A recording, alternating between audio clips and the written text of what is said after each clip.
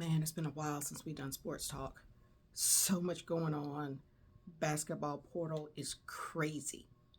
Okay, so let's just table set. Football season is come and gone. Spring games on the shelf looking shady. Middle of March Madness. Finally got the Final Four. Basketball and men for men and women. One of the few times I can ever recall all the number one seeds have made the Final Four, and but for both men and women. I've never seen it before. Times are crazy. Basketball portal is open. Basketball portal is crazier than the football portal. Not even close. Okay, a couple of stats for you.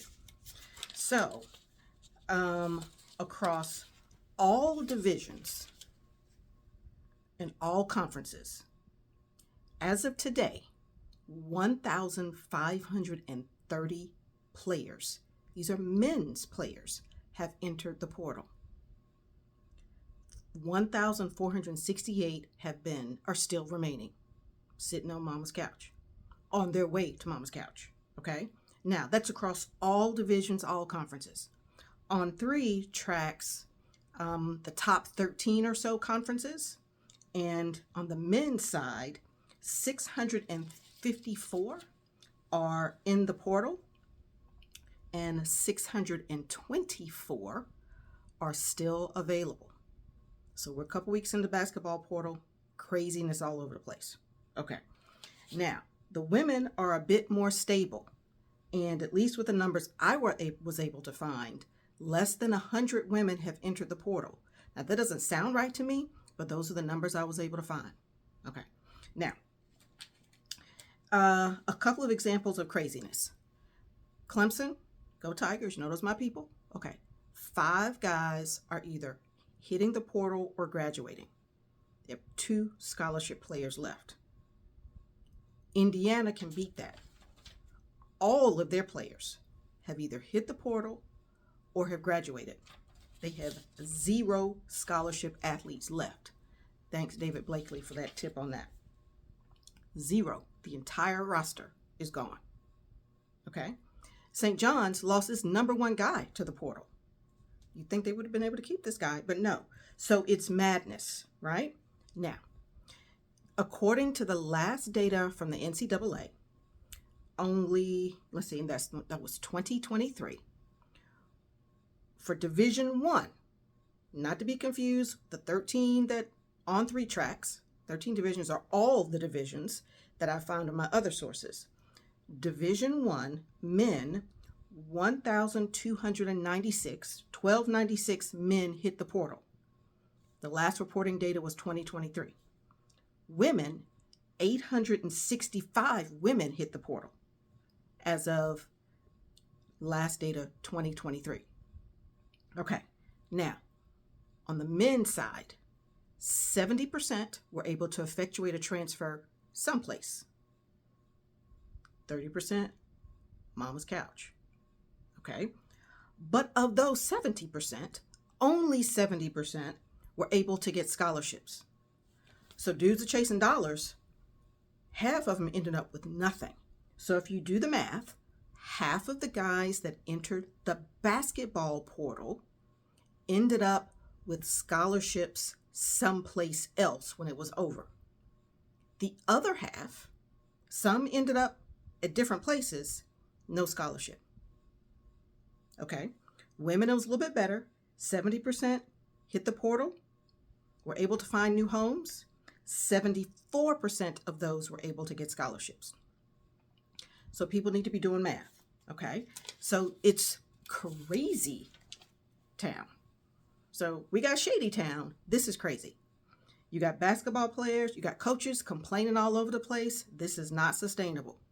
This is coaches. Now, in fairness, the coaches are the ones poaching other people's players. In fairness. That said, this is not sustainable. Okay, there are multiple stories where you have 4-year basketball athletes that have spent every single year in a different school. It's not a sustainable model. If you are the player, here's what you need to be thinking about. You need to be trying to avoid mama's couch. You need to be trying to maximize your revenue opportunity. You need to be trying to get a degree. Y'all think about those things differently. So, the number one thing, you need to accurately assess your value.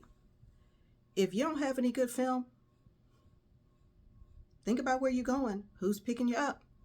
My number one rule of thumb is in the age of improper contact, okay, you need to have an idea of where you're going before you hit the portal.